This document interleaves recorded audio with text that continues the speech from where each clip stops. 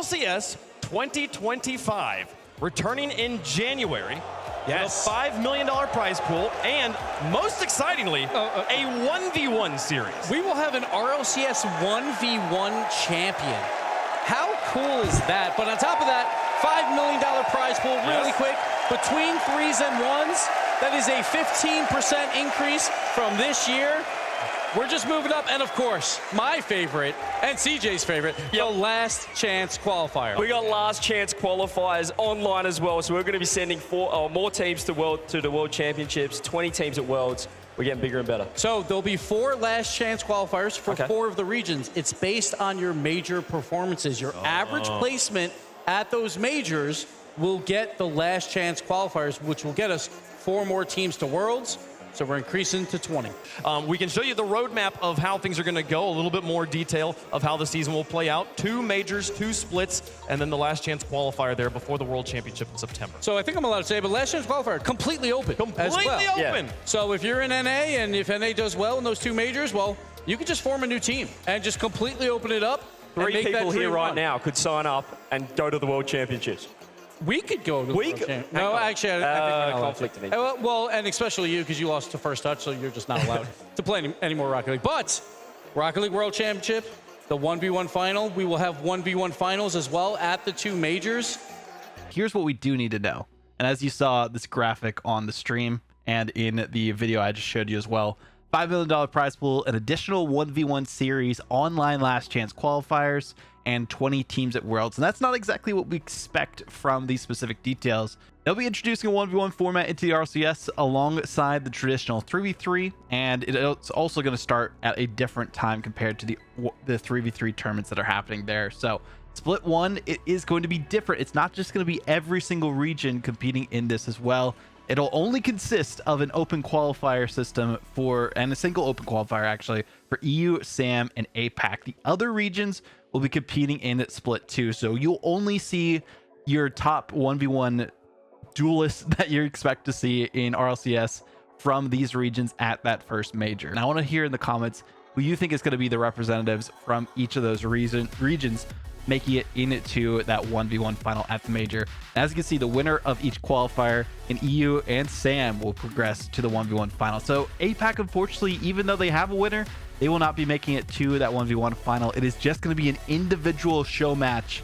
Just going to be the best player in EU versus the best player in SAM. No APAC being featured there. So now let's look at how it is in Split 2. As you can see, it's basically the same. It is only the NA and MENA teams. So it's only 4 regions, the major regions you could say, that are actually competing in that whole 1v1 LAN circuit. Unfortunate, but hey, it is what it is. And then as you can see at the RLCS World Championship 2025, the winner of the first splits 1v1 final, which is EU or SAM, versus the winner of the Major 2 1v1 finalists, which is either NA or MENA. So interesting to see this is how they're going about this for the first time. But hey, this is their first time doing a 1v1 circuit for the RLCS in general.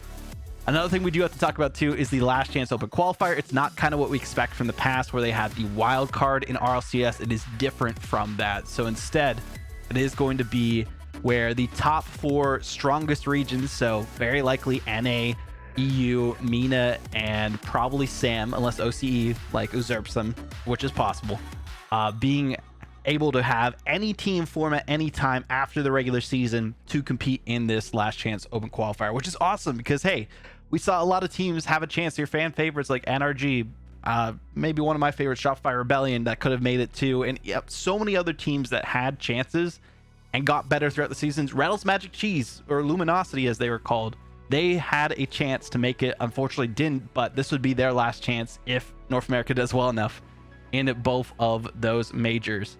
There's only 2 splits this time, by the way. No 3 splits like we had in the past, which is kind of unfortunate, but I guess it allocates more time for this last chance open qualifier to happen. Also, the expanded RLCS World Championship, as you can see, 20 teams.